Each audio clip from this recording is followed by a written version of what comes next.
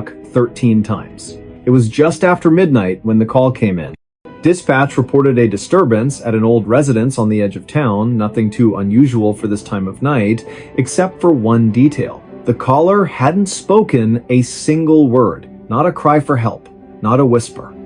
Just heavy breathing, and then in the background, the unmistakable sound of a clock chiming. Once, twice, 3 times, all the way to 13. Before we begin, tell me, where are you listening from, and what time is it there? Officer Daniel Reeves had been on the force for nearly 2 decades. He'd seen his share of false alarms, domestic squabbles, and late-night pranks. But something about that recording made the hairs on the back of his neck stand up. 13 chimes. No clock he'd ever encountered struck 13. Not in real life. Not unless something was very, very wrong. The house sat at the end of a long, overgrown driveway, shrouded by oaks that hadn't been trimmed in years. Its windows were dark, the paint peeling like dead skin. A rusted mailbox leaned sideways, its letters long faded. No car in the driveway, no lights on inside. Just silence, thick, suffocating silence. Reeves stepped out of his cruiser, hand resting lightly on his belt. The air was colder than it should have been for this time of year. He approached the front porch, boots crunching on brittle leaves. The wooden steps groaned under his weight, each creak echoing like a warning. He knocked. No answer. He tried the doorknob. Unlocked. Inside, the smell hit him, first damp wood, old paper, and something faintly metallic. Like copper. Like blood that had dried days ago.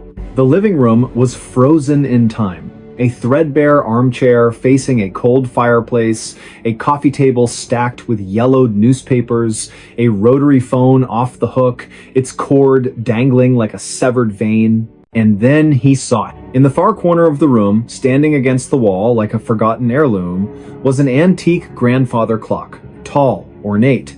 Its wood darkened with age, its face cracked but still legible. The hands were frozen at 12:59. Reeves frowned. If the clock had just chimed 13 times, why weren't the hands moving? He stepped closer. The floorboards didn't creak this time. It was as if the house itself was holding its breath. Then, without warning, the clock began to tick. Not the soft, rhythmic tick of a functioning timepiece. This was erratic, stuttering, like a heartbeat trying to restart after flatlining. Tick, tick, tick, pause, tick. Reeves reached for his radio. Dispatch, this is Unit 7. I'm inside the residence. No sign of the caller, but... The clock struck. 1. He froze. 2. His hand tightened on the radio. 3. The sound wasn't coming from the clock alone. It echoed from the walls, from the ceiling, from somewhere deep beneath the floor. 4. He backed away slowly, eyes locked on the clock face. 5. The minute hand twitched, then jerked forward past 12. To 1. 6. The room temperature dropped, his breath fogged in front of him. 7. A whisper brushed past his ear. Not words, just breath. Cold, wet. 8. He spun around. Nothing there. Just shadows stretching longer than they should. 9. The front door slammed shut behind him. 10. He ran to it, tried the knob. Locked. From the outside. 11. The ticking stopped. 12. Silence. 13. The clock face cracked down the middle. Glass shards fell to the floor like ice. And from inside the hollow cavity where gears and weights should have been, something moved. Not mechanical. Fleshy. Wet. Reeves didn't wait to see what it was. He kicked open the back door, stumbled into the yard, and didn't stop running until he was back in his cruiser, engine roaring, lights flashing. He never went back. The house was condemned a week later after neighbors reported strange noises always at night, always ending with 13 chimes. The city sent a crew to demolish it, but when they arrived, the house was empty. Not just abandoned, empty. No furniture, no walls, no floorboards, just a concrete foundation. And in the center of it all, the grandfather clock still ticking. They tried to remove it. Chains snapped, crowbars bent. The crane's engine died the moment the hook touched its frame. So they left it there. And every night, just after midnight, if you drive past that lot, if you roll your windows down and listen very, very carefully, you'll hear it. Tick, tick, tick. And then, clear as a bell. 1, 2, 3, all the way to 13. No one knows who built that clock, or why it counts beyond 12. But those who've heard it say the same thing. After the 13th chime, you don't feel like yourself anymore. Your thoughts get borrowed. Your reflection lingers a second too long. And sometimes, in the dead of night, you wake up standing in front of that empty lot, staring at the clock, waiting for it to call your name. Dispatch logs still list the original call as unverified disturbance. But Reeves? He retired early, moved 3 states away, changed his number, still checks his locks twice before bed. Because last Tuesday, just after midnight, his own wall clock, brand new digital battery powered, chimed once. Then twice. He unplugged it. It chimed a 3rd time. He hasn't slept through the night since. And if you're listening to this right now, ask yourself, what time is it where you are? Because if it's just past 12, you might want to cover your ears. Stay safe out there. His name wasn't on list. It started with a clipboard. Not a dramatic object, not something you'd expect to send chills down your spine, just a standard issue, weathered clipboard with a frayed metal clip and pages of neatly printed names. Standard procedure for any official evacuation. Standard until it wasn't. The setting was a small coastal town, quiet, the kind of place where everyone knows your coffee order and your dog's name. The streets were lined with salt-bleached shingles and porch swings that creaked in the breeze. Tourists came in summer for the lighthouse and the fresh crab rolls, but locals stayed year-round, bound by generations of tides and tradition. But that night, the ocean wasn't calm. A storm was rolling in, not the usual summer squall, but something deeper, angrier. The kind that makes birds fall silent hours before it hits, that sends dogs whining into closets and old fishermen muttering prayers under their breath. The barometric pressure dropped so fast, some people reported nosebleeds. Authorities issued a mandatory evacuation for the low-lying neighborhoods. Not a suggestion, not a warning, a direct order. Buses lined the main street, engines idling in the thickening humidity. Volunteers in bright vests guided families to safety, checking names off printed manifests. Everything seemed under control, organized, efficient, almost routine, except for one man. He stood near the back of the line, duffel bag slung over his shoulder, eyes scanning the crowd like he was searching for someone who never showed up.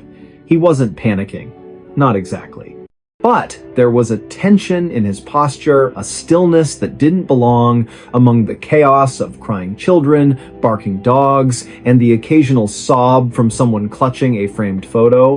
He wore a faded windbreaker, jeans, and boots caked with sand. Nothing unusual. Yet, people kept glancing at him, then looking away quickly, as if their eyes refused to settle on him for too long. When it was his turn, he stepped forward and gave his name to the volunteer holding the clipboard. The volunteer, a college student named Marcus, working community service hours after a minor traffic violation, frowned. He ran his finger down the list, then back up, then again, slower this time, squinting under the flickering emergency floodlight. "I'm sorry," Marcus said, voice low enough that only the two of them could hear. "But your name? It's not here." The man blinked. Once. Twice. "That can't be right. I live on Seaview Lane, number 42. Marcus checked again, flipping to the next page, then the previous one. All residents from Seaview Lane are accounted for. Evacuated an hour ago. Your name, it's just not on the list. A cold silence settled between them, even as the wind picked up around them, whipping papers and plastic bags into the air like startled ghosts. "I've lived there for 12 years, the man said, voice steady but tight, like a rope pulled to its limit. "I pay taxes. I get mail. I'm on the census. I'm times here asterisk." Marcus hesitated. He looked to his supervisor, a retired firefighter named Ellis, who'd been overseeing the operation from a folding chair under a pop-up tent. Ellis had a face carved by decades of smoke and salt, his left eyebrow permanently raised from an old burn scar. He He approached slowly, boots crunching on gravel, and took the clipboard without a word. He scanned the list. His expression didn't change, but his knuckles whitened around the metal edge. "He's right," Ellis said finally, voice gravelly but calm. "You're not listed." The man's face went pale, not the pale of fear, but the grayish pallor of someone realizing the ground beneath them has vanished. "Then, who's been living in my house?" No one answered. Because the truth was, according to every official record, the utility company, the post office, the county assessor, even the local grocery store's delivery logs, number 42 Seaview Lane, had been vacant for over a decade. The previous owner, an elderly widow named Eleanor Voss, had passed away quietly in her sleep during a winter storm. No relatives claimed the property, the house sat empty, the power was shut off, the water disconnected, mail returned to sender with addressee deceased stamped in red, and yet, this man had keys. He showed them. A keychain with a worn-down fob from a hardware store that closed 5 years ago, a spare house key with grooves smoothed by years of use, even a garage remote that still blinked green when he pressed the button. He pulled out his driver's license address matched. His phone showed recent photos, the living room with his dog on the rug, sunlight streaming through lace curtains, the kitchen with coffee mugs drying on the counter, a half-eaten apple beside the sink, the backyard where he'd planted tomatoes just last spring, their vines already heavy with green fruit. None of it should have existed. Authorities let him board the bus, not because they believed him, but because turning someone away during a mandatory evacuation wasn't protocol, and frankly, no one wanted to argue with a man who looked like he hadn't slept in days and carried the weight of something no one else could see. He sat alone in the back, staring out the window as the town disappeared behind sheets of rain. The storm broke just as they crossed the bridge, out of town, lightning splitting the sky like a seam, thunder so deep it vibrated in your ribs. He didn't flinch, just kept watching the rearview mirror as if expecting something to follow. The next morning, after the storm passed and the floodwaters began to recede, a team went to inspect Seaview Lane. Every house was intact, flooded in some cases, shingles torn off, porches washed away, but standing, except number 42. It was gone. Not destroyed, not collapsed. Asterisk. Gone asterisk, as if it had never been built. The lot was empty, overgrown grass, a single mailbox post leaning in the mud, but no foundation. No rubble? No sign a structure had ever occupied that space? Even the old oak tree that used to shade the front yard? Vanished. Roots, trunk, everything. They checked satellite imagery from the past 5 years. Nothing. No house, no driveway, no roofline, not even a shadow where one should have been. But the man's photos? Still on his phone. Clear, detailed, real. Timestamps verified by the device's internal clock. Geotags placed him squarely at coordinates that, according to every map, were just empty land. He was questioned for hours, polygraphed, his background checked by state and federal databases. No criminal record, no history of mental illness, no aliases. He worked as a marine biologist at the local university, specializing in deep-sea sediment analysis. Quiet, reliable, never missed a day of work. Colleagues vouched for him, described him as the kind of guy who brings soup when you're sick and never mentions it again. His dog, a golden retriever named Finn, was found wandering near the evacuation center, collar still on, leash trailing behind, muddy but unharmed. Finn's microchip registered to the same address. Now, here's where it gets stranger. A week later, a maintenance worker at the county records office was sorting through archived property files, paper backups, the kind no one looks at anymore, when he found something odd. Tucked into a folder labeled Seaview Lane Vacant Properties was a single sheet of paper, a handwritten addendum, dated just 3 days before the storm. It listed a new resident for number 42, name, the man from the bus. Occupation, marine biologist. Emergency contact, none. Signature at the bottom, but not his. The handwriting was identical to Eleanor Voss's, the one who died over 10 years ago. Same looping cursive, same slight tremor in the T-cross. The paper smelled faintly of salt water and lavender, her favorite scent, according to neighbors who remembered her tending roses in a wide-brimmed hat. The clerk showed it to his supervisor. The supervisor called the sheriff. The sheriff called the state archives. No one could explain how it got there. The file had been sealed since the property was declared abandoned. No one had accessed it in years. They tried to track down the man again.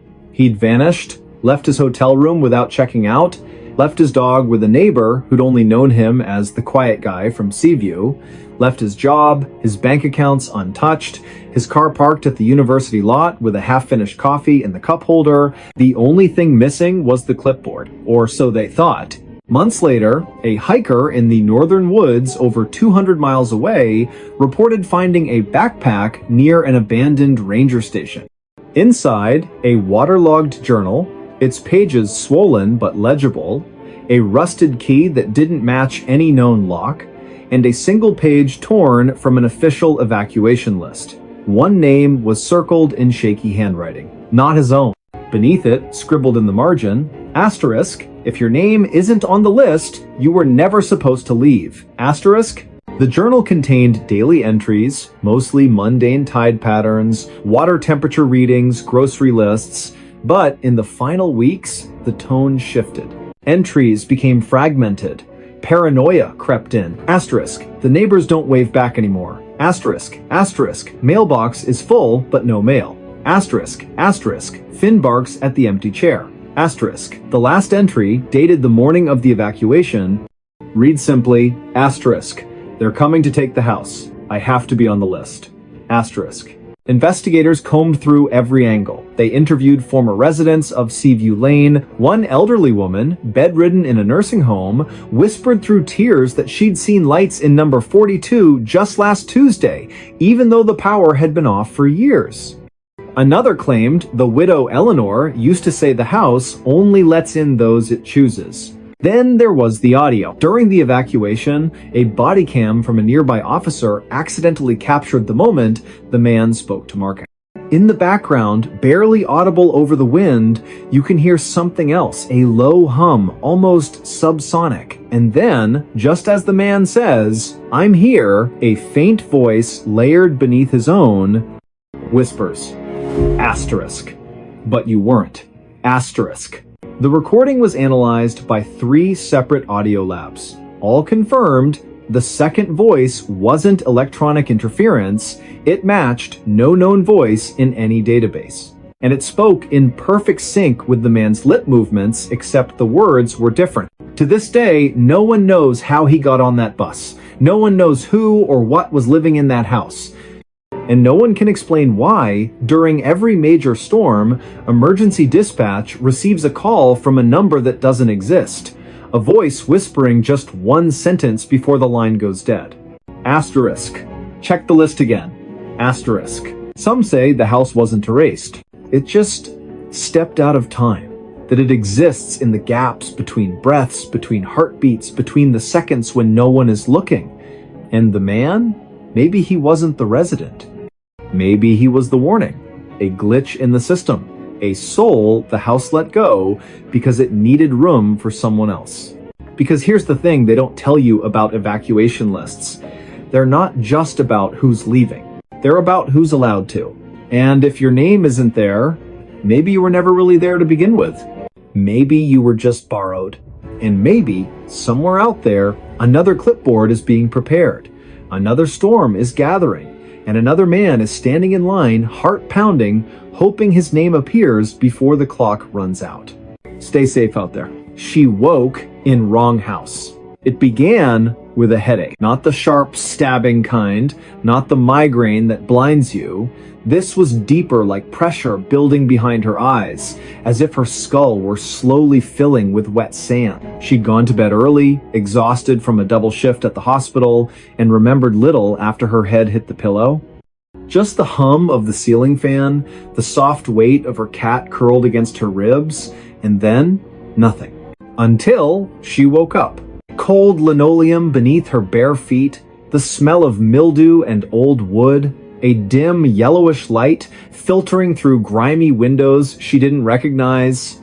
She sat up slowly, heart hammering, and looked around. This wasn't her apartment. The walls were covered in faded floral wallpaper, peeling at the seams. A threadbare armchair sat in the corner, its stuffing leaking like entrails. On the coffee table, a chipped teacup, cold ash in the tray beside it, and a newspaper dated, but the ink smudged beyond reading. The air was still. Too still. No traffic outside. No distant sirens. No hum of the city she'd lived in for 7 years. She called out, "Hello?" Only silence answered. She checked her phone. Dead. No signal anyway.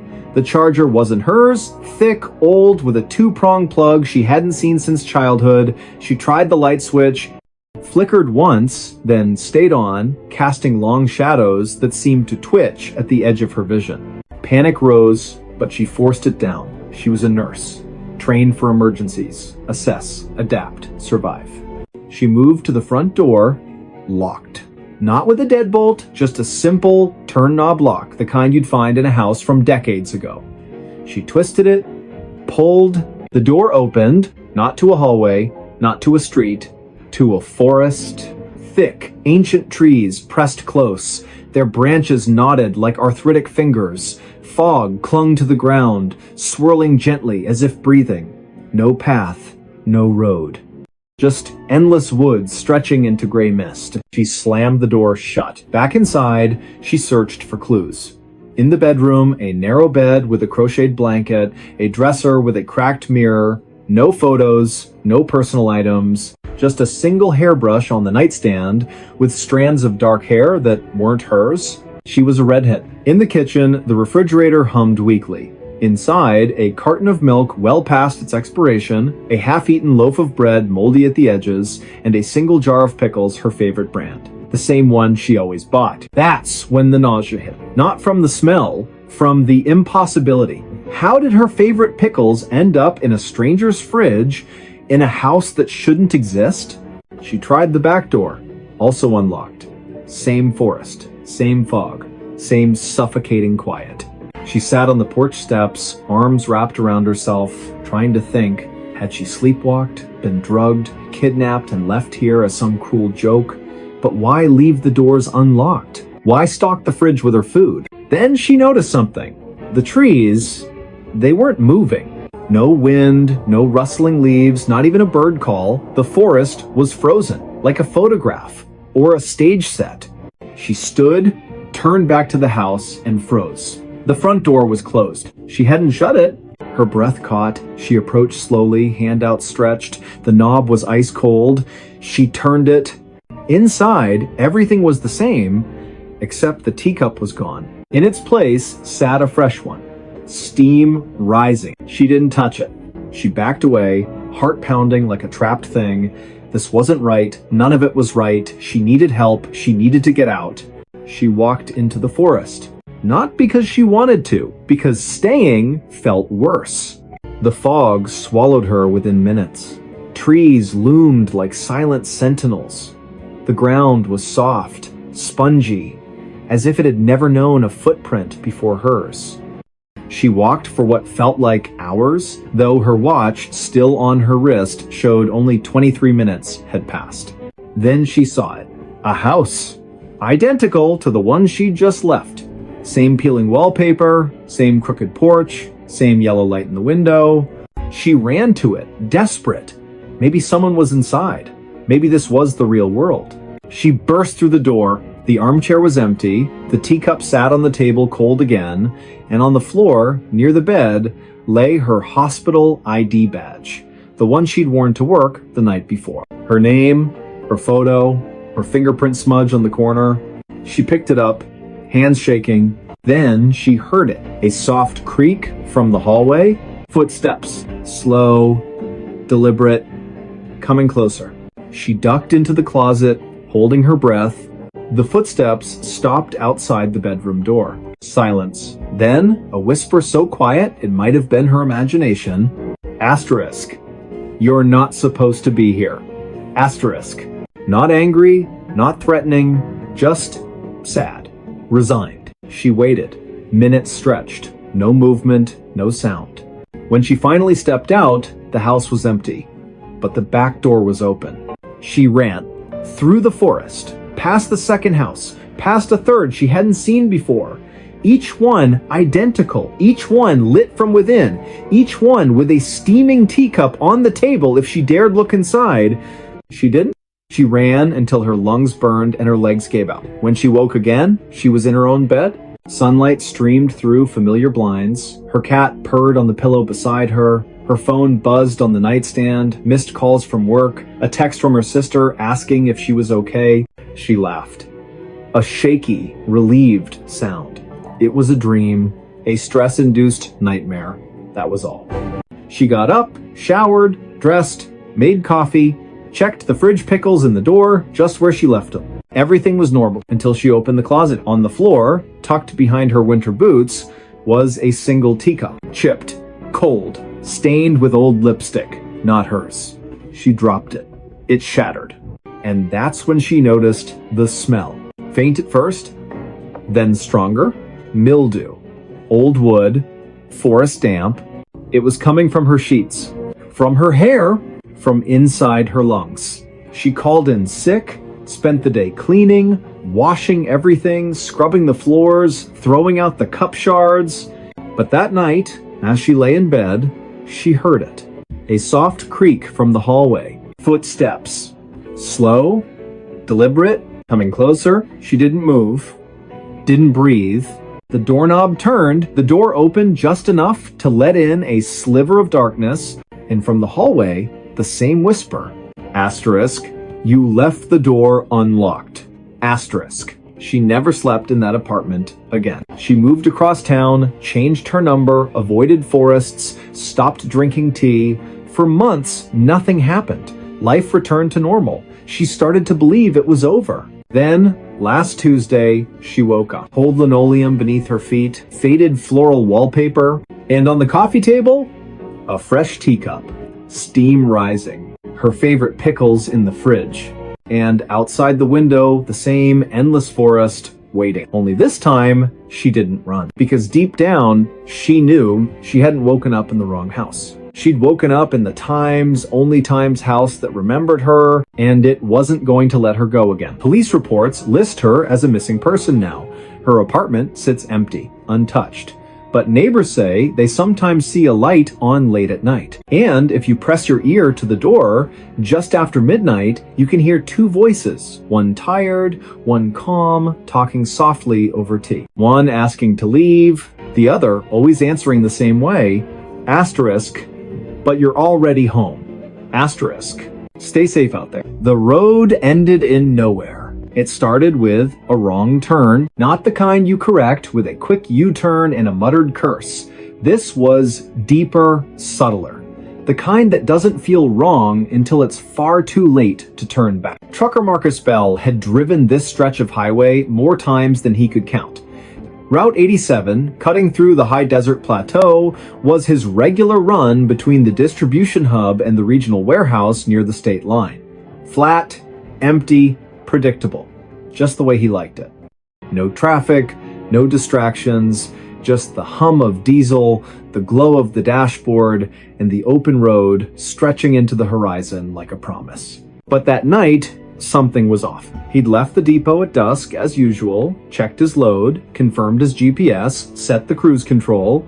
The first 2 hours passed without incident, radio playing low, coffee in the thermos, stars beginning to prick through the violet sky. Then, around mile marker 214, his GPS flickered. Just once.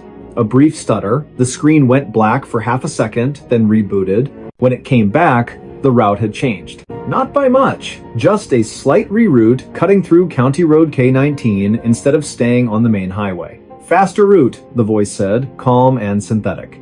Estimated time saved? 11 minutes.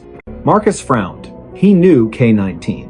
It was a gravel service road, barely maintained, used mostly by ranchers and survey crews, not rated for 18-wheelers. But the GPS insisted, and honestly, he was tired. 11 minutes sounded good. He took the turn. At first, it seemed fine. Gravel crunched under his tires, fence posts lined the road, spaced evenly, bleached white by the Sunday the moon was full, casting long silver shadows across the sagebrush. He rolled down his window, let the cool desert air rush in. Then the fence posts stopped. Not gradually, not fading into the distance. They just ended. One post, then nothing. As if someone had drawn a line in the sand and said, "This far and no further." He slowed. The road kept going, still gravel, still straight, but the landscape changed. The sagebrush thinned. The ground grew smoother, almost paved, though it was still dirt. No tire tracks, no footprints. Nothing had passed this way in a long, long time. His radio crackled static, then silence. He tried switching stations. Nothing but white noise. He checked his phone. No signal, not even the faintest bar. He kept driving. What else could he do? Turn around on a narrow road in the dark? Risk getting stuck? He'd push forward, find the next junction, loop back. But the road didn't bend, didn't curve, didn't intersect with anything. Mile after mile, the same flat expanse stretched in every direction. No hills, no lights, no stars directly overhead, just a strange, milky haze that dimmed the constellations like a veil. Then his odometer stopped. Not malfunctioned, not frozen, it simply ceased to count. The number stayed fixed at 3,842.6 miles, no matter how far he drove. He tapped the dashboard. Nothing. His watch, too, had stopped. Hands frozen at 1:17 a.m. He felt a cold prickle at the base of his skull.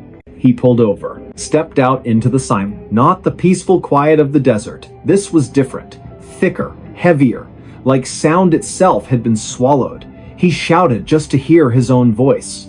No echo. He walked to the edge of the road, shined his flashlight into the brush. The beam didn't scatter. It just ended. About 20 feet out, the light vanished, as if hitting an invisible wall. He turned back to his truck, and that's when he saw it. The road behind him was gone. Not blocked, not washed out. Gone.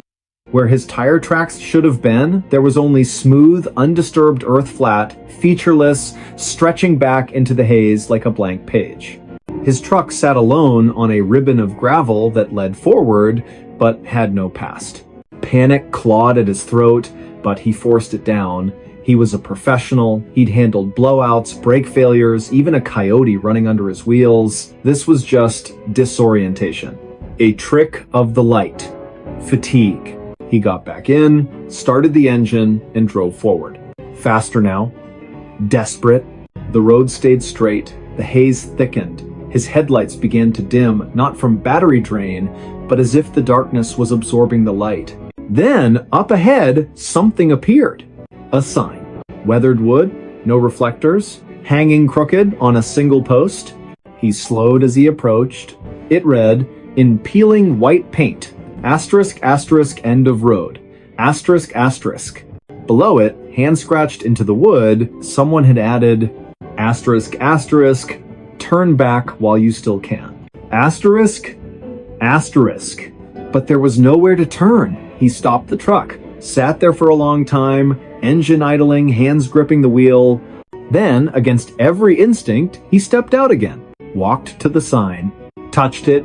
The wood was cold, damp, and covered in tiny scratches, not from weather, but from fingernails.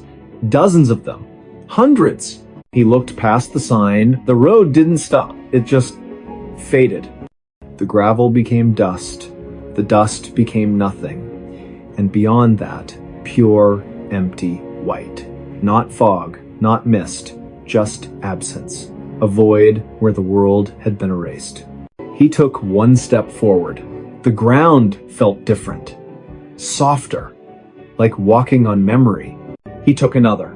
His boot sank slightly, as if the earth couldn't decide if it should hold him. He stopped, looked back at his truck. It was already farther away than it should have been. He turned around, and that's when he saw the footprints.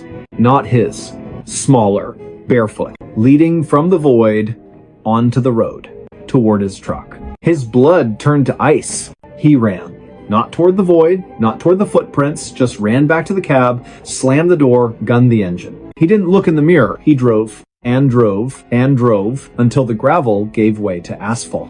Until the stars returned. Until his GPS rebooted, chirping cheerfully, recalculating route. He didn't stop until he reached the warehouse. He reported the incident to his dispatcher. A clipped, shaky account of a GPS glitch and a confusing detour left out the sign, the footprints, the void. They logged it as driver fatigue, recommended rest. But Marcus knew. 2 days later, during a routine maintenance check, the mechanic found something wedged in the rear axle. A child's shoe, mud-caked, worn thin at the heel, laces missing. Inside, still damp, was a folded piece of paper. On it, written in crayon, asterisk, asterisk, you left the door open, asterisk, asterisk. Marcus never drove Route 87 again. He quit trucking, moved inland, took a job stocking shelves at a grocery store, avoided maps, avoided roads that ran too straight. But last month, during a late shift, he saw something that made his blood freeze. A delivery truck pulled into the loading dock, same make, same model as his old rig. The driver stepped out. Same build, same walk. But it wasn't him. The man glanced at Marcus, gave a small, knowing nod, then walked inside. Marcus followed. The man wasn't at the register, wasn't in the break room, wasn't anywhere. But on the floor near the back exit, fresh gravel and a single bare footprint leading out into the parking lot. Marcus called the police. They found nothing. But that night, as he lay in bed, he heard it.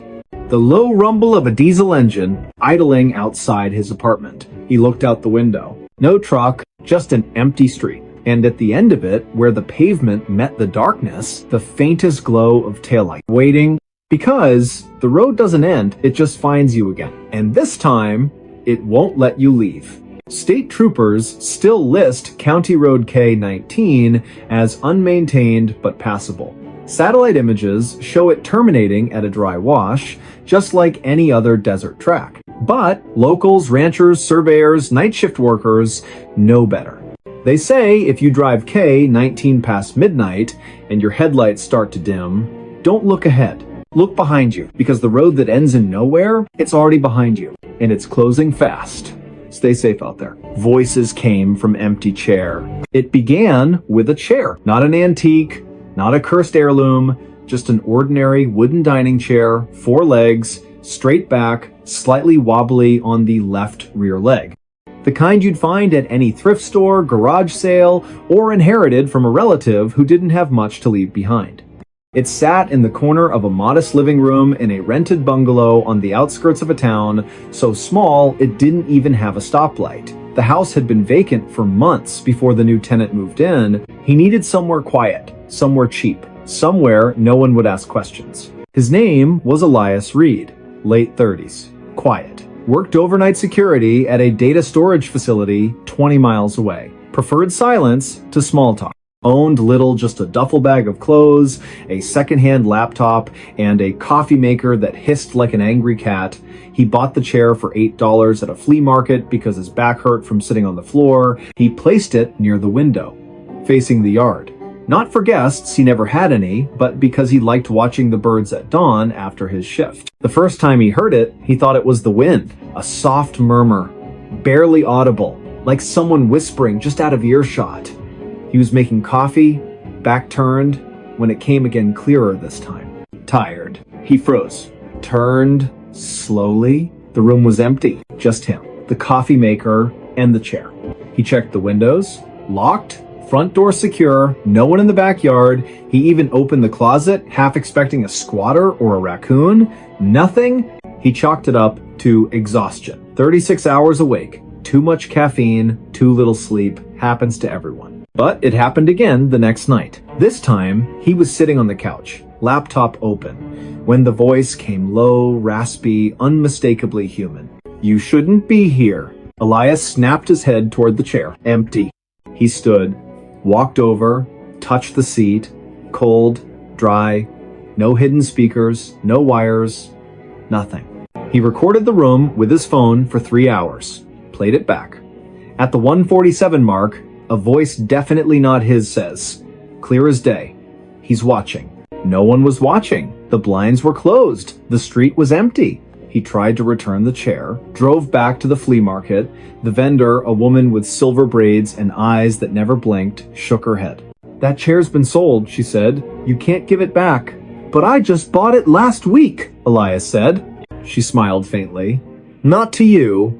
He left it on the curb that night, tied a free sign to the backrest. The next morning, it was back on his porch, undisturbed. No footprints, no tire marks, just the chair facing the door as if it had walked home. That's when he stopped sleeping. He started noticing other things. The chair would be in a different position each morning, turned slightly toward the bed or angled toward the kitchen, as if following his movements. Once, he found it in the hallway, blocking the bathroom door. He hadn't moved it. Then came the conversations. Not just single words, full exchanges between the chair and something else. One night, lying awake, he heard it. "Did you bring it?" "Yes." "Good. He's almost ready." Elias didn't move, didn't breathe.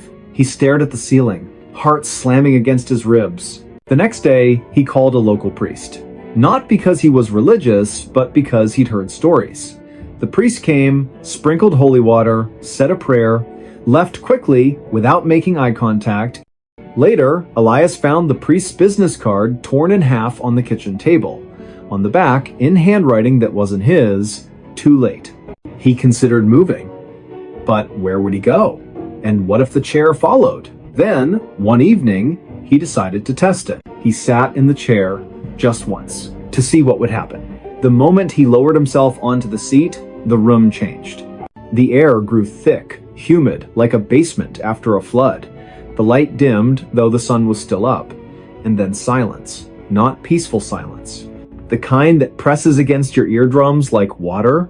And then a voice, not from the room, but from inside his own head, "You've been sitting in my spot." Elias bolted up so fast, he nearly fell. His skin was clammy, his mouth tasted like copper. He didn't sit in it again, but the chair didn't need him to. Neighbors began to notice. Mrs. Calloway from next door knocked one afternoon, pale-faced. "Your lights were on all night," she said, "and I heard talking, two voices, like you had company." Elias shook his head. "I live alone." She stared at the window, at the chair. "Then who were you talking to?" He had no answer. The final incident happened on a Tuesday. Elias came home from work, exhausted, to find the front door unlocked. He always locked it. Always. He stepped inside, hand on his flashlight like a weapon. The chair was in the center of the room, facing the door, and on the seat, his security badge. The one he'd worn to work that night, the one he'd left clipped to his belt. He hadn't been home all day. He picked it up. The plastic was warm. Then the voice came, not a whisper, not a murmur, but a full sentence, spoken with calm certainty. "You don't need to go back." Elias backed out of the house, didn't pack, didn't call anyone, just got in his car and drove until the gas ran low. He never returned. The landlord found the house empty a week later. No note, no forwarding address, just the chair, still in the living room, and a single coffee cup on the table, half full, cold, but not stale, as if it had been poured that morning. The landlord threw the chair away, hauled it to the dump himself, but 2 days later, it was back on the porch. He burned it, built a small fire in the backyard, doused it in lighter fluid, watched the wood blacken and curl. The flames hissed, the legs cracked. For a moment, he thought he heard a sigh, but it might have been the wind. He buried the ashes. A month passed, no incidents. He rented the house to a young couple. They moved in on a Saturday. By Sunday night, they were gone. Left everything, clothes, dishes, even their cat. The only thing missing, the dining set they'd brought with them.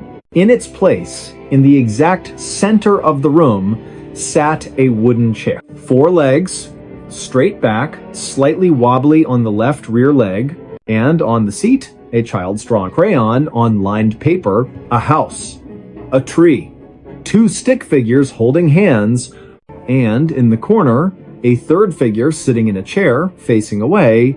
Beneath it, written in shaky letters, asterisk asterisk, he's still here, asterisk asterisk. Police reports list Elias Reed as a missing person. No evidence of foul play, no financial distress, no known enemies. His car was found abandoned near a state park, keys in the ignition, engine cold.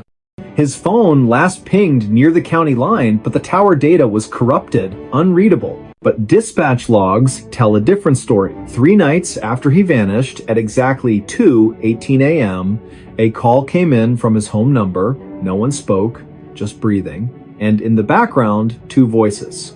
One tired, one calm. Arguing over who gets to sit down, locals avoid that house now. The porch sags, the paint peels, but every full moon, if you drive past and glance through the front window, you'll see it. The chair, always facing the road, always empty. But if you stop your car, roll down your window, and listen very, very carefully, you'll hear it. A whisper. Soft, patient, inviting. Go ahead, it says. Take a seat. And if you do, you might never get up again. Because some chairs aren't meant for the living. They're waiting for someone to fill the silence. Stay safe out there. He found her diary yesterday.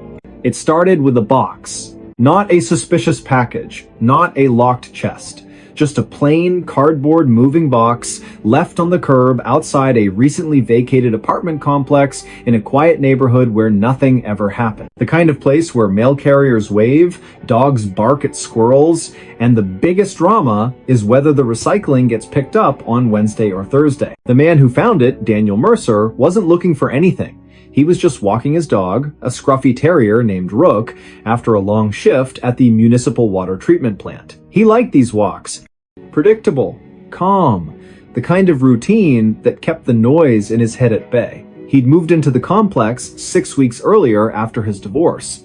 Needed a fresh start, a blank wall, a quiet room. The box sat tilted against a storm drain, damp from overnight rain, its flaps half open. Most people would have walked past, but something about it, the way it seemed out of place, the way the streetlight caught a glint of something inside, made him stop. He nudged it with his boot. Inside, a tangle of old clothes, a cracked picture frame, a hairbrush with strands of dark hair, and near the bottom, a small leather-bound journal. He almost left it. But Rook sniffed the box, then whined a low, uneasy sound the dog only made when something was wrong. Daniel picked up the journal. It was heavier than it looked. The leather was worn soft at the edges, the spine cracked from use, no name on the cover, just a faint scent of lavender and something sharper underneath like pencil lead and dried tears. He took it home. Not because he wanted to snoop, but because it felt wrong to leave it in the rain. He told himself he'd turn it in to the leasing office in the morning. That was all. But that night, unable to sleep, he opened it. The first page was dated simply asterisk, day 1, asterisk, no year, no month, just day 1. The handwriting was neat at first, almost clinical, but grew increasingly frantic as the entries went on.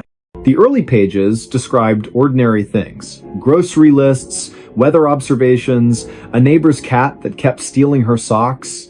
But then, around day 23, the tone shifted. Asterisk. He's watching me again. Not from the street, from inside the walls.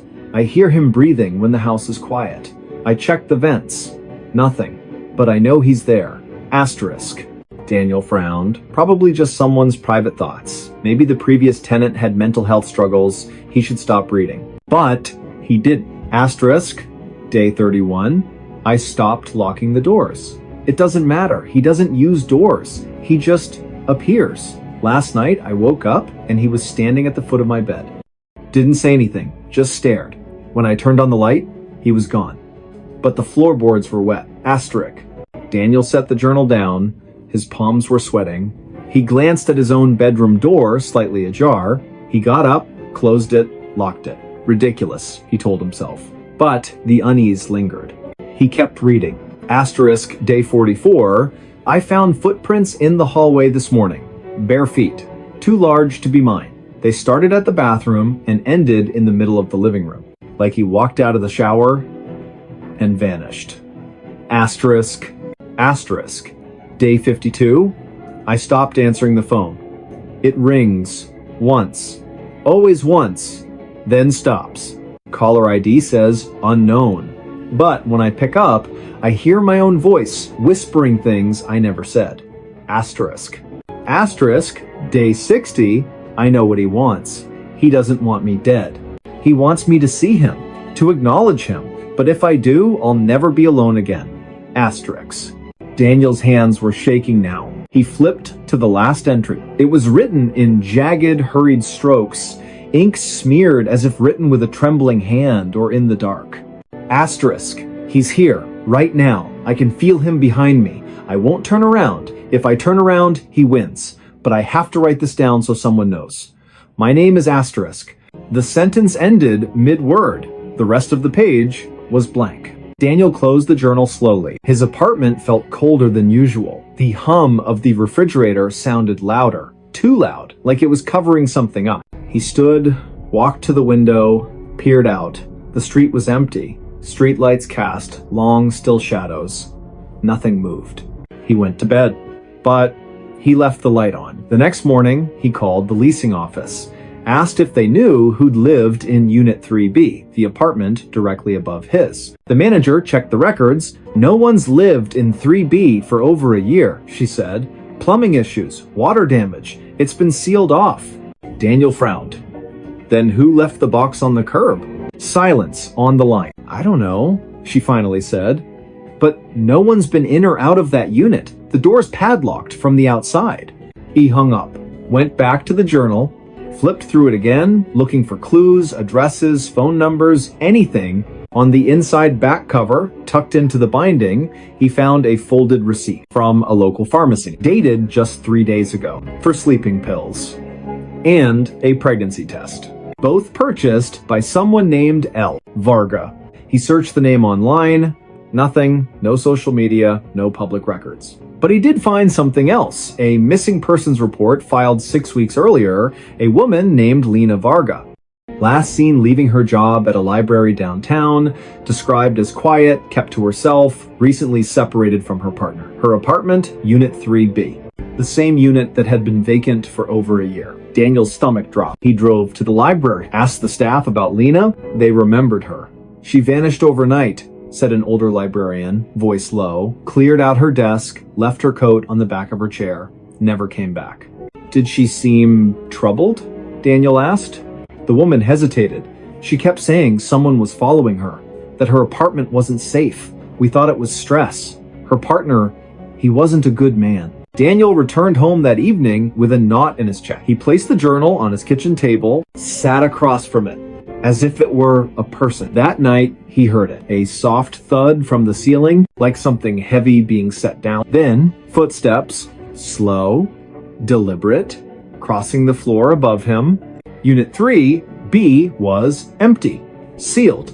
No power, no water. But the footsteps kept coming. Back and forth, then silent. He didn't sleep. The next day, he called the police, showed them the journal, the receipt, the missing persons report. They took it seriously at first, sent an officer to inspect Unit 3B. The padlock was intact, no signs of forced entry. They cut it open. Inside, dust, mold, water-stained walls, an empty closet, no furniture, no personal items. But on the floor, near the center of the room, they found something. A single page torn from a journal. It read, asterisk, he found my diary yesterday. Asterisk. The handwriting matched Lena's, but the entry wasn't in the journal Daniel had. It was new. Impossible. The officer looked at Daniel, then at the empty room, then back at the page. We'll keep it for evidence, he said, but his voice lacked conviction. Daniel knew they wouldn't find anything else. That night, he packed a bag, booked a motel on the other side of town, but as he zipped his suitcase, he heard it again.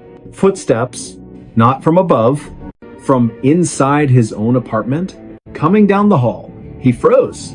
The doorknob to his bedroom turned. Slowly. He backed into the corner, heart pounding. The door opened. No one there. Just the journal lying on his bed. Open to a new page, one he hadn't seen before. In fresh ink, still slightly damp, it read, asterisk. Now he knows my name. Asterisk. Daniel ran, left everything behind. He didn't stop until he crossed the state line, changed his number, shaved his beard, took a job under a different name at a remote gas station, avoided cities, avoided apartments, slept with the lights on. For months, nothing happened. He started to believe it was over. Then, last week, a package arrived at his P.O. box. no return address. Inside, a new journal, identical to the first. The first page read, asterisk, day 1, asterisk, and beneath it, in handwriting that was starting to look familiar, asterisk, he's watching me again, asterisk. Police have no record of Lena Varga's body ever being found. Her case remains open, though interest has faded. The apartment complex sealed Unit 3B permanently, boarded the windows, posted condemned signs, but maintenance workers say that on quiet nights, if you stand in the courtyard and look up at the third floor window, you'll see a light flicker on. And if you listen closely, you'll hear 2 voices, one whispering, one writing. Because some stories don't end when the diary closes. They just wait for someone new to open it. And once you do, you become part of the pages. Stay safe out there. The dog wouldn't stop barking. It started with a dog, not a stray, not a neighborhood nuisance. A German Shepherd named Coda, 8 years old, retired K9 from the county sheriff's department, adopted by a quiet man named Raylan Briggs after a career-ending injury during a suspect pursuit. Raylan lived alone in a single-story ranch house at the edge of a pine forest, 20 miles from the nearest town. He liked the silence, needed it, after years as a combat medic overseas.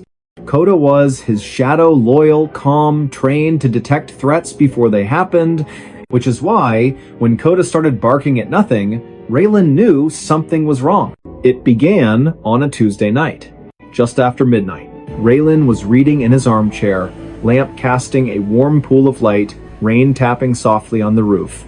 Coda lay at his feet, ears perked but relaxed, until suddenly he bolted upright, hackles raised, and let out a deep, guttural bark toward the back door. Raylan set his book down. "Easy, boy," he said. Coda didn't stop. He barked again and again.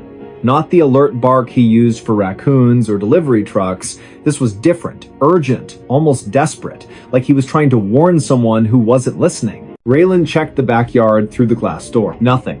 Just the rain, the swaying pines, the dark. He opened the door. "Go on," he said. "Do your business." Coda didn't move. He stood rigid, eyes locked on the tree line, lips curled back in a silent snarl. Raylan stepped outside, flashlight in hand. The beam cut through the downpour, sweeping across the wet grass, the woodpile, the old shed. No movement, no eyes reflecting in the dark, no scent of another animal. He called Coda. The dog backed away from the door, still growling low in his throat, and refused to go back inside until Raylan physically guided him. That night, Coda didn't sleep. He paced the house, front window, back door, hallway, living room, stopping every few minutes to stare at a wall or a corner, ears twitching as if tracking something invisible.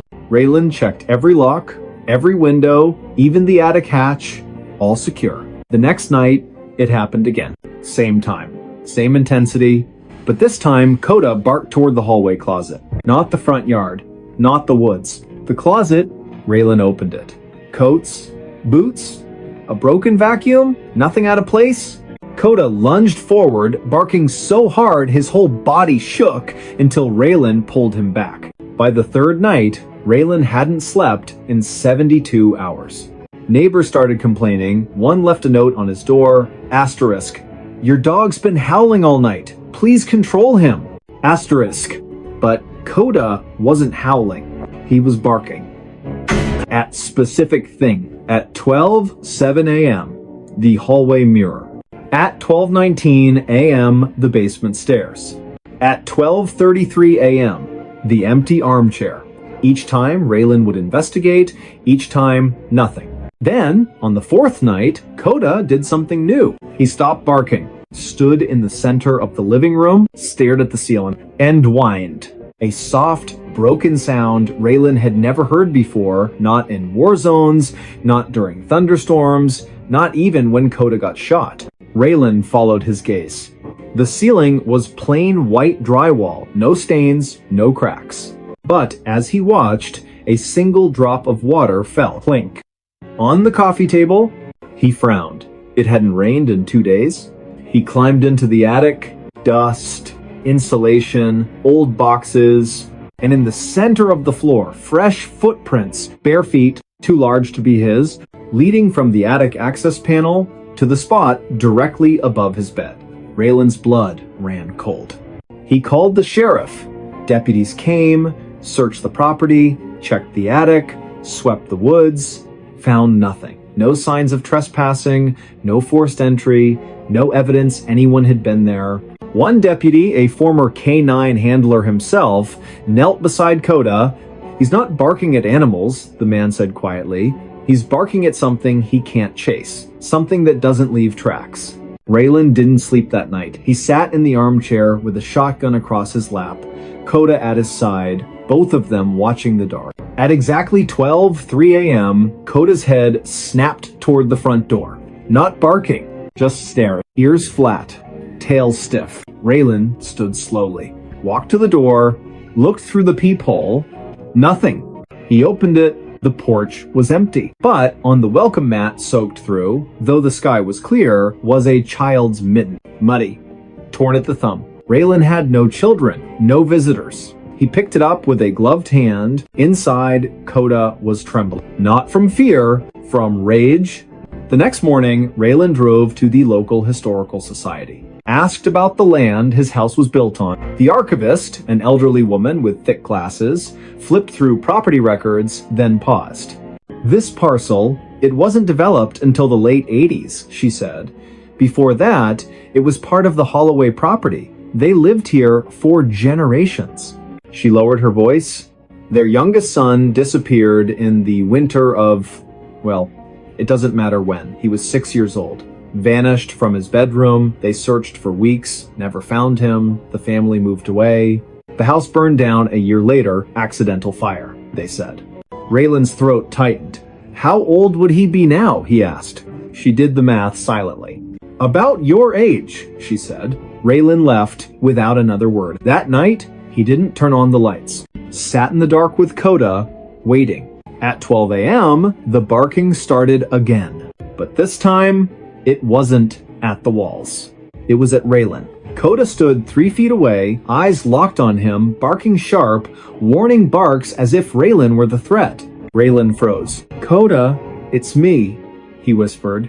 The dog didn't stop. Then, slowly, Raylan felt it, a presence behind him. Not a sound, not a smell. Just weight, like the air had thickened. He turned. The armchair was empty, but the cushion was indented, as if someone had just stood up. Coda barked harder. Raylan backed into the kitchen, grabbed his keys, and left. He spent the night in his truck at a 24-hour diner. Coda sat in the passenger seat, eyes on the rearview mirror the entire time. The next day, Raylan called a contractor. "I want cameras," he said. "Motion sensors, floodlights, everything." They installed them that afternoon. By nightfall, the house was wired like a fortress. Raylan sat in the living room, laptop open, feeds from every angle displayed on screen. 11:58 p.m. Coda lay at his feet, tense but quiet. 11:59 p.m. The dog's ears twitched. 12 a.m. Coda erupted into barking, furious, panicked, staring at the hallway. Raylan checked the camera feed. The hallway was empty. But then, on the thermal overlay, the system detected a heat signature. Human-shaped, standing in the hallway, not moving, just watching. Raylan's breath caught. He zoomed in. The figure had no face, no features, just a blur of warmth where a person should be. And then, as if sensing the camera, it turned toward the lens, toward Raylan. Coda lunged at the screen, barking so hard he choked. Raylan shut the laptop. He couldn't stay. He packed a bag, loaded Coda into the truck, and drove through the night. He didn't stop until he reached his sister's house 3 states away. For 2 weeks, Coda was calm. No barking, no pacing, just sleeping at the foot of the guest bed, sighing in his sleep like a dog finally at peace. Raylan started to believe it was over. Then, on the 15th night, Coda woke up, stood in the middle of the room, stared at the closet, and barked. Not once, not twice, over and over, until Raylan opened the closet door. Inside, on a shelf of folded blankets, was a small, mud-caked shoe. Child-sized, and beside it, a single pine cone from the woods behind Raylan's old house. Coda never stopped barking after that. Not for food, not for walks, not even when Raylan cried. He just stood by the window facing east, barking into the distance, as if trying to warn someone who was already gone. Raylan moved again and again. Each time, within days, Coda would find something: a toy soldier in the yard, a wet footprint on the porch, a drawing tucked under the windshield wiper showing a house with a dog and a boy holding hands. The sheriff's department ran tests. The items had no fingerprints, no DNA, no logical explanation, but Coda always knew, because dogs don't lie. They don't imagine threats. They sense what's real even when it shouldn't be. Raylan eventually stopped running. He returned to the house, not because he wanted to, but because Coda refused to leave the driveway, sat there for 3 days, barking at the front door, until Raylan finally opened it. Inside, everything was as they'd left it. Dust on the tables, mail piled up, and in the center of the living room, the armchair facing the door. Waiting, Raylan sat in it. Coda lay at his feet. And for the first time in months, the dog was silent. Because he wasn't warning anyone, he was guarding. Neighbors say the lights are on every night now, and if you drive past after midnight, you'll see 2 figures in the window, 1 man, 1 dog, watching the tree line, waiting, because whatever came that first night, it never left. It just learned to be quiet. But Coda still hears it, and he won't stop barking until it's gone for good, or until no one is left to hear him. Stay safe out there. Footprints led back to me. It started with mud. Not the kind you track in after gardening or a rainy walk. This was thick, black, and glistening like wet tar mixed with something organic, something that shouldn't cling to concrete the way it did. It appeared on the back porch of a small, isolated cabin nestled deep in the pine barrens of northern county land. The cabin had no neighbors for miles. No streetlights, no cell service, just trees, silence, and the occasional cry of a distant owl. The man who lived there, Elias Crow, was a cartographer by trade, though he hadn't taken a job in over a year. He'd come here to map nothing, to disappear. After the accident, the one that wasn't his fault but haunted him like a debt he could never repay, he needed a place where no one knew his name, where the past couldn't find him. He kept to himself.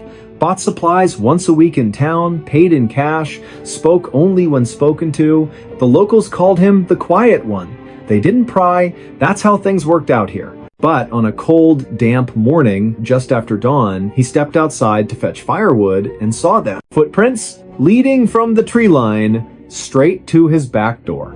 Not deer, not coyote, human. Bare feet, each print deep, as if the person had been carrying something heavy or running.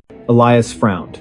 He checked the locks. All secure, nothing missing, no signs of forced entry. He swept the prints away with a broom, told himself it was a lost hiker, a trespasser, someone who got turned around in the fog. But that night, he heard it. A soft crunch on the gravel path, like someone walking slowly, deliberately. He grabbed his flashlight, stepped onto the porch. Nothing, just the wind in the pines. He scanned the ground, and there they were again, fresh prints leading from the woods to his door. And then, impossibly continuing inside, he hadn't opened the door. He checked the windows.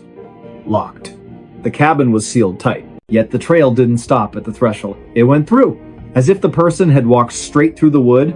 Elias didn't sleep that night. The next morning, he followed the prints back into the woods. They were clear, deep impressions in the damp earth, spaced evenly, purposeful. He walked for nearly a mile deeper into the forest than he'd ever gone, until the trees grew so thick the sunlight barely touched the ground. And then the trail ended, not at a campsite, not at a road. It ended at a tree. An old cedar, its bark scarred with deep grooves. And carved into the wood, in jagged, hurried letters, asterisk, asterisk, you left me. Asterisk, asterisk.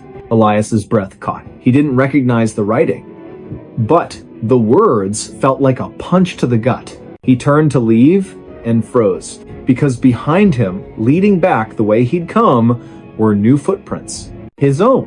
But he hadn't walked back yet. He was still standing at the tree. He looked down at his boots. Dry, clean, but the prints on the ground? Wet, muddy, fresh. And they led back to the cabin. Back to him. He ran. Not because he was afraid of the woods, but because the trail wasn't just following him, it was anticipating him. That evening, he set up motion-activated trail cameras around the property, placed gravel under the windows, even sprinkled flour on the porch just to see. At 2:17 a.m., the camera triggered. The footage showed nothing at first, just swaying branches, mist curling over the ground. Then, slowly, footprints began to appear in the flour. One, then another, no body, no shadow, just bare feet materializing out of thin air, stepping toward the door. The camera captured the sound too, a wet, squelching step, then silence, then another step. Elias watched it 3 times. On the 4th viewing, he noticed something. The footprints weren't just appearing. They were erasing times themselves behind as they moved forward, like time itself was folding. He called the county sheriff. 2 deputies came out the next day, listened to his story, watched the footage, checked the tree, found nothing unusual. Stress, one said gently. Isolation does things to the mind. Elias didn't argue, but that night, he stayed awake with a shotgun across his lap. At exactly 2:17 a.m., the floorboards creaked. Not from outside. From inside the cabin, he turned on the light. On the wooden floor between the bed and the door were wet footprints, leading from the hallway to the foot of his bed, and then, as he watched, they began to fade. Not dry up. Fade.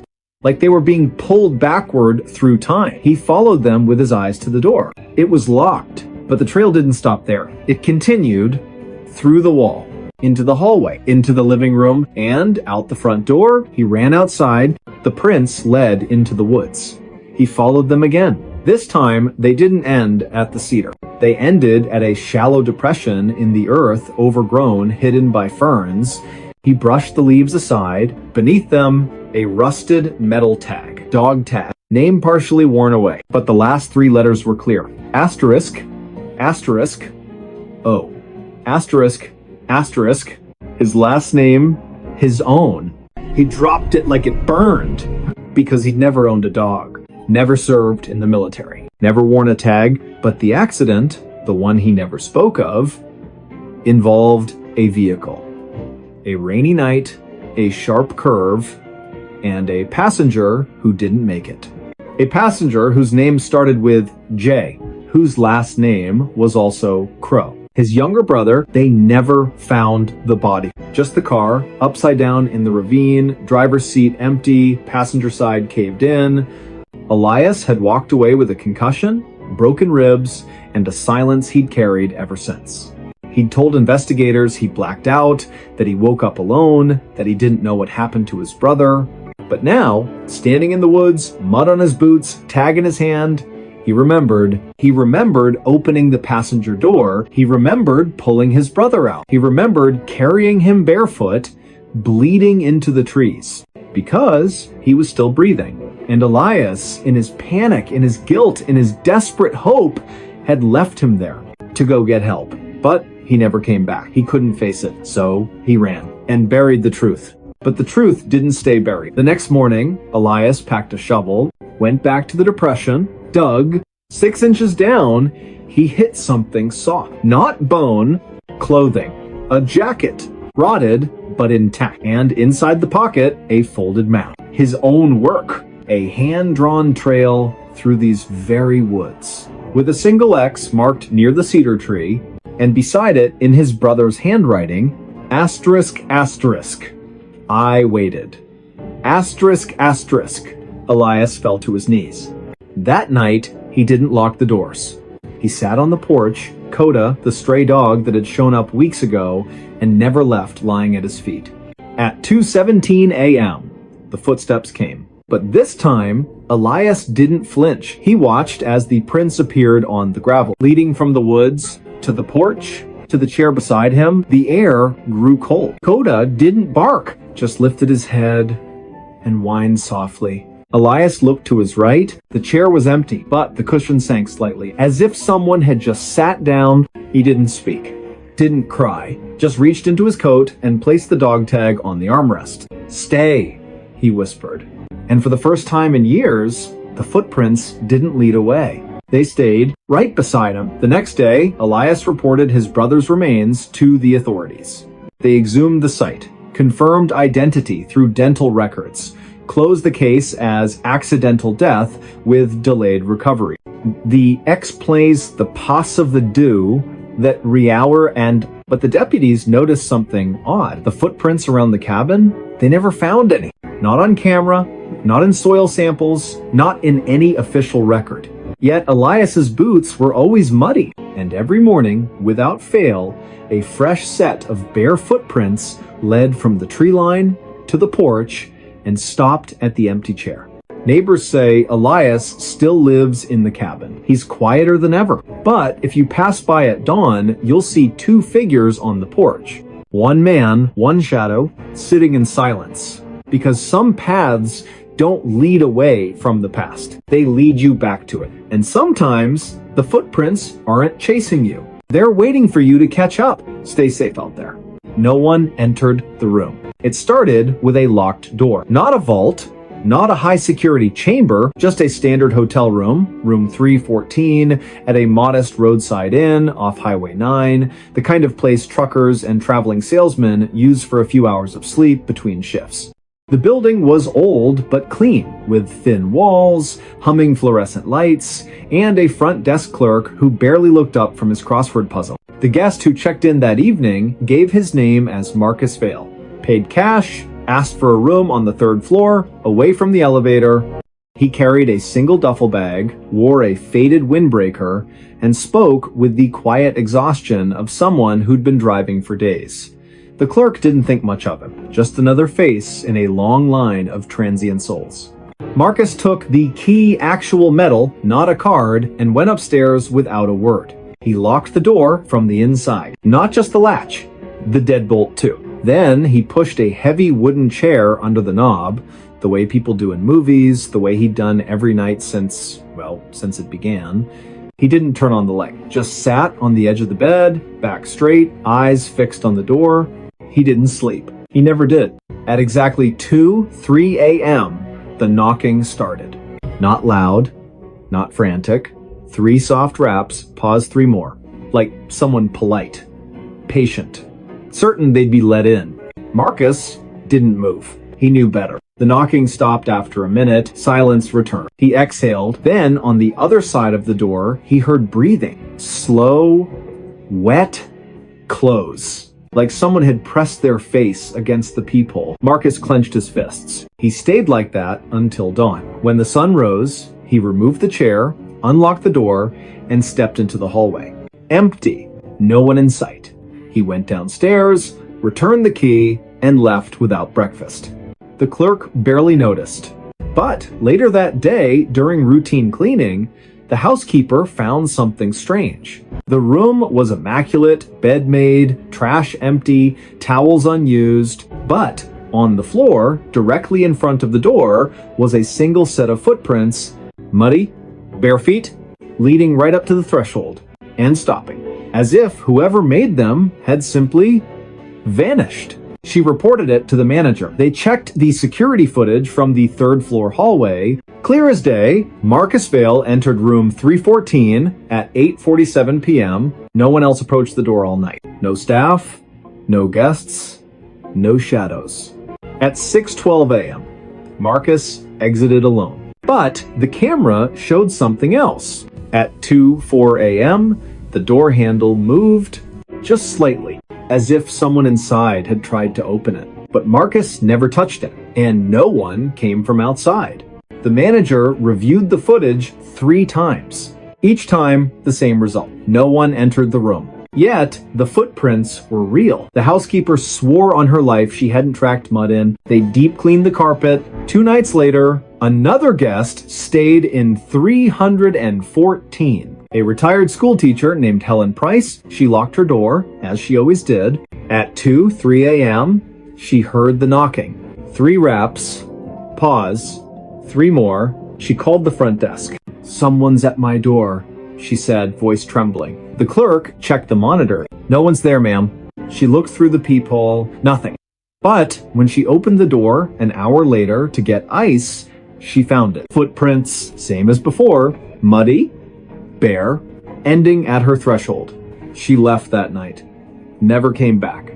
The inn's owner, a pragmatic man named Dale Mercer, didn't believe in ghosts. He believed in bad plumbing, faulty wiring, and overactive imaginations. But when 3 more guests reported the same thing, same time, same knocking, same footprints, he started to wonder. He installed a new camera inside room 314, hidden in the smoke detector wired directly to his office. Then he left the room vacant for a week. On the 8th night, he reviewed the footage himself. The room sat empty.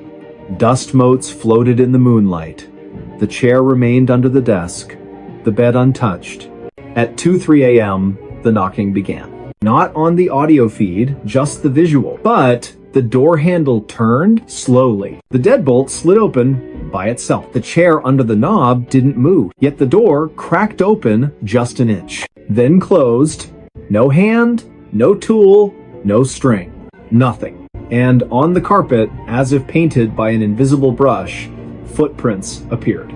One, then another, walking from the door to the center of the room. They circled the bed, stopped, then walked back to the door and vanished. Dale watched it 6 times. Each time, his hands shook more. He called the local sheriff. Deputies came, swept the room, checked for hidden panels, pressure plates, even drone interference. Found nothing. The room was solid concrete and drywall, no crawl spaces, no vents large enough for a cat. No one entered the room, the lead deputy said, echoing the hotel log. But the footprints were photographed, logged, filed. Then came the call from Marcus Vale. 3 weeks later, he'd checked into a motel 50 miles away, left a message on Dale's voicemail. Voice low, strained. "I know what it wants," he said. "It's not trying to get in." He paused, breath shaky. "It's trying to get out." The line went dead. Dale tried calling back. Number disconnected. He never heard from Marcus again. But the incidents didn't stop. Guests avoided room 314. The inn eventually sealed it, padlocked the door, covered the peephole, posted a "do not use" sign.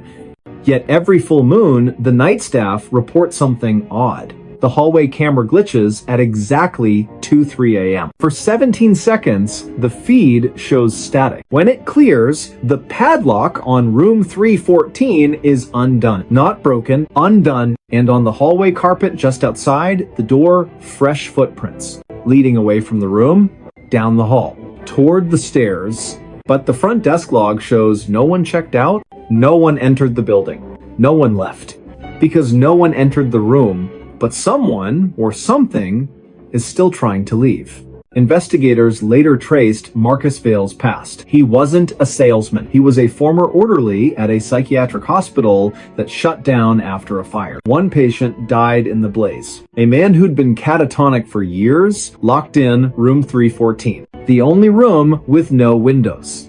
The only room with a chair bolted to the floor. The only room where, during the evacuation, staff swore they heard knocking. From the inside, after everyone was out, after the doors were sealed, after the fire started, they never found his body. Just a pair of bare footprints in the ash, leading from the bed to the door, and stopping, because the door was locked from the outside. Now, if you drive past that old inn, its sign faded, its windows dark, you might see a light flicker in room 314. And if you listen closely, just after 2 a.m., you'll hear it. 3 soft knocks, pause.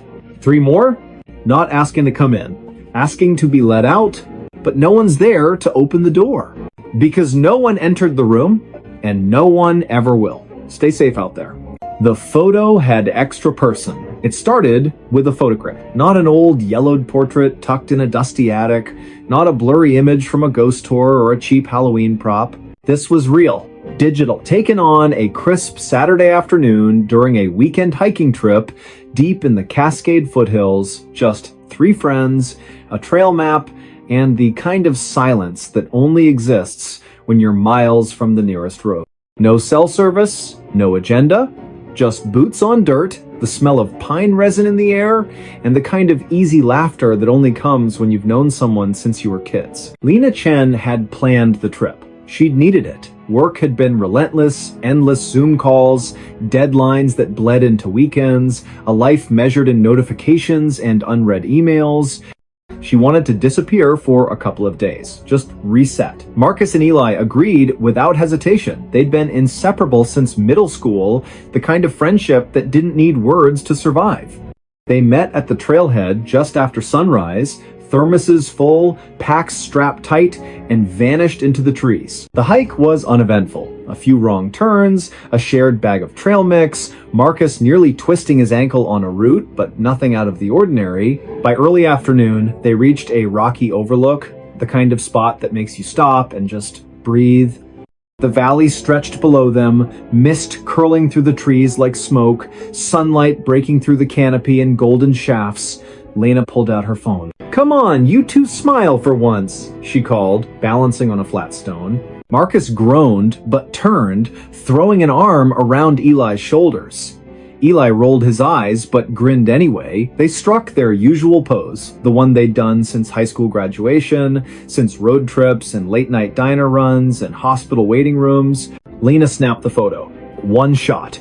Perfect lighting. No need for a second. That night, back at the rented cabin, wood stove crackling, rain tapping the roof, Lena uploaded the day's photos to her laptop while the guys played cards at the kitchen table. She scrolled through them absently, Marcus tripping, Eli mimicking a squirrel, a blurry shot of a hawk overhead. Then she reached the group photo. She froze. Her finger hovered over the track. Behind them, in the shadowed tree line, just to the left of Eli's shoulder, stood a fourth figure. Tall, thin, dressed in dark, nondescript clothing that seemed to absorb the light rather than reflect it, not blurred, not a trick of motion, fully in focus, as if they'd been standing there, posing. Lena's stomach dropped. She zoomed in. The figure's hands hung at their sides. Head tilted slightly, not looking at the camera. Looking at times her asterisk. "Guys," she said, voice low. They looked up. She turned the screen. Marcus leaned in. "What the hell?" Eli squinted. "Is that a hiker?" "No one was on that trail," Lena said. "We didn't see a single person all day." They checked the metadata, timestamp 2:14 p.m. GPS coordinates matched the overlook exactly. No filters, no editing. The photo was raw, straight from her phone's camera roll. "It's gotta be a double exposure," Marcus insisted. "Or lens flare." But Lena knew better. She'd been facing that exact patch of woods for nearly a full minute before taking the shot. She would have seen someone. She would have felt someone. They deleted the photo. Went to bed, but the next morning, Lena opened her cloud backup just to confirm it was gone. It was there. And the figure was clearer, not because the image had changed, but because the shadows had shifted. Now, the face was partially visible, pale, gaunt, eyes wide open, staring directly into the lens. She didn't tell the guys. Instead, she ran a reverse image search. Nothing. Posted it anonymously to a well-known paranormal forum under the title asterisk. "Hiking photo, anyone seen this before?" Asterisk. Within hours, replies flooded in. Most were jokes. "Your new hiking buddy. Ghost tour guide. That's just Dave. He's always photobombing." But one message stood out. Sent from an account with no profile, no history, no IP trace. It read, asterisk. "That's not a person. That's a placeholder, and it's still looking for you. Asterisk." Lena deleted the post, blocked the account, told herself it was nonsense. That night, she woke to a sound. A soft tap on her bedroom window. She lived on the second floor of a quiet apartment complex. No trees nearby, no fire escape. She pulled back the curtain. Nothing. But on the glass, fogged slightly from the cool night air, was a handprint. Small, delicate, not hers. And below it, written in the condensation, Asterisk, asterisk.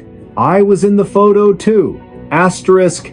She packed a bag before dawn, stayed with a cousin across town, changed her number, avoided mirrors, avoided group photos, avoided forests. For 3 weeks, nothing happened. Then, during a team lunch at work, someone took a picture of the office crew outside the building, just a casual shot for the company newsletter. Lena